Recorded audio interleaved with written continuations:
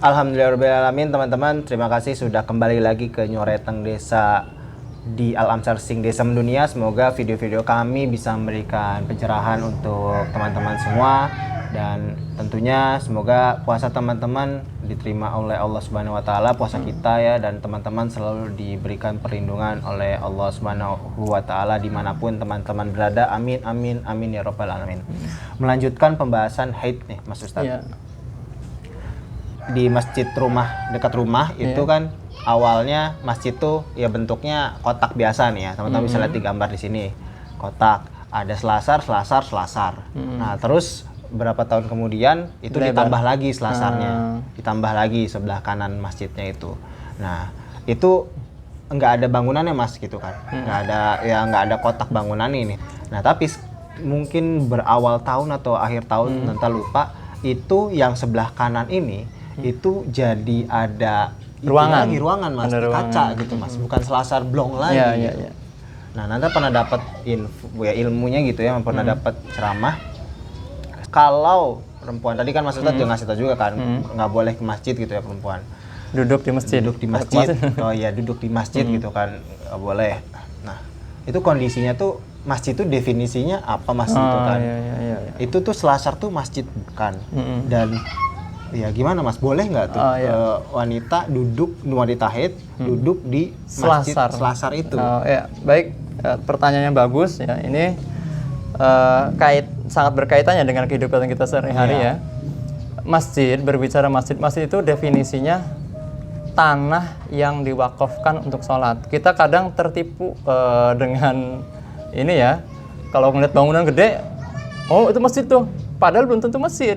Dilihat, ini tempat diwakafkan nggak untuk sholat ya, biarpun ada bangunan gede ya, kalau tempat itu tidak diwakafkan untuk sholat berarti hukumnya bukan masjid. Berarti apa? Musola bisa jadi tempat untuk sholat, aula gitu ya, atau aula gitu tuh. Di masjid itu kan biasanya ada beberapa ini ya, ada beberapa item ya di situ, ada kamar mandi ya, ada selasar, ada ruang untuk marbot, macam-macam. Nah maka dari itu sebenarnya ulama-ulama kita terdahulu tuh sudah ngasih solusi gitu tuh ya. Jadi masjid itu misalkan di kotak-kotak, misalkan ada lahannya 700 meter misalkan, anggaplah lahan 700 meter yang 300 meter khusus untuk masjid ya misalkan. Nanti yang 100 meternya itu bukan masjid, sisanya itu untuk halaman. Berarti yang tidak diwakafkan untuk masjid itu bukan masjid, biarpun nanti suatu saat dibangun buat tempat apa, bisa buat sholat serbaguna lah, bisa buat kajian ya, itu biarpun bentuknya bangunan ya, tapi karena tidak diwakafkan untuk sholat ya, berarti hukumnya bukan masjid. Nah itu biasanya ya di masjid-masjid kita itu karena memang dari dulu ya budayanya orang Indonesia itu kan guyub ya, seneng ngumpul-ngumpul. Itu biasanya ada masjid, ada selasar ya. Selasarnya itu biasanya itu bukan masjid hukumnya. Biasanya, tapi memang kalau pengen lebih detail kan yang namanya menghukum itu harus jelas. Al-hukmu ala syai'in far'un an tasawwur. Kita harus tahu gambaran pastinya kalau menghukumi sesuatu itu.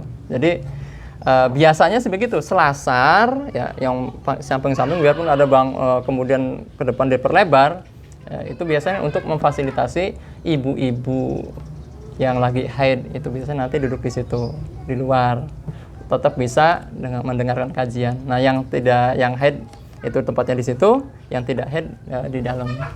Itu biasanya begitu, sudah yang umum ya di masyarakat kita begitu ya.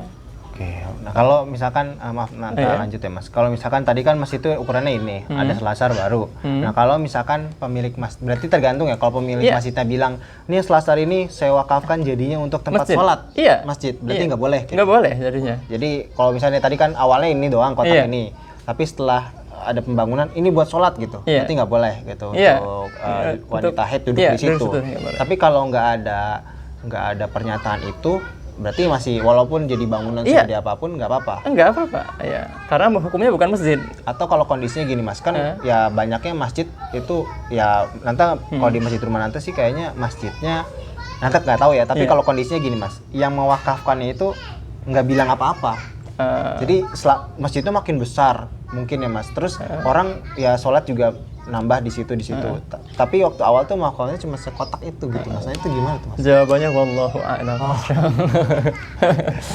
Nanti mungkin ada yang bisa jawab ya. Iya. Tinggal di kolom komentar saja. Iya, siap. Kayak itu out of konsep itu ya Mas. Jadi memang benar-benar kepikiran aja gitu. Saya tidak Tapi tahu. itu bisa jadi ya bahan diskusi suatu saat Iya. Mas ya gitu kan. Iya. Itu jadi bahan pembelajaran buat kita juga ya Mas ya. Oke, siap kalau gitu. Terima kasih ya Mas teman-teman nih benar-benar pertanyaan yang sangat dekat sekali dengan saya ya di rumah karena emang sehari-hari ke situ dan ya alhamdulillah terjawab ya. Gitu teman-teman. Jadi semoga teman-teman juga mendapatkan manfaat dari video Nyoroteng Desa kali ini. Tentunya sampai jumpa di Nyoroteng Desa selanjutnya. Oke. Assalamualaikum warahmatullahi wabarakatuh. Ucapan terima kasih kepada para agnia, para donatur yang sudah mengikuti program Kencreng Sedekah Subuh. Dan alhamdulillah teman-teman selama ini banyak membantu kami ya. Program Kencreng Sedekah Subuh ini diperuntukkan dananya ya akan dibelikan program pembebasan lahan dan pembangunan pondok pesantren Al-Amsar. Mudah-mudahan ya, yang ikut program ini senantiasa dimudahkan segala urusannya, baik urusan dunia dan akhiratnya. Dan juga barangkali ada dari teman-teman sahabat Al-Amsar Desa Mendunia yang mau ikutan program Kencreng Sedekah Subuh, bisa menghubungi nomor di bawah ini. Saja. Assalamualaikum warahmatullahi wabarakatuh.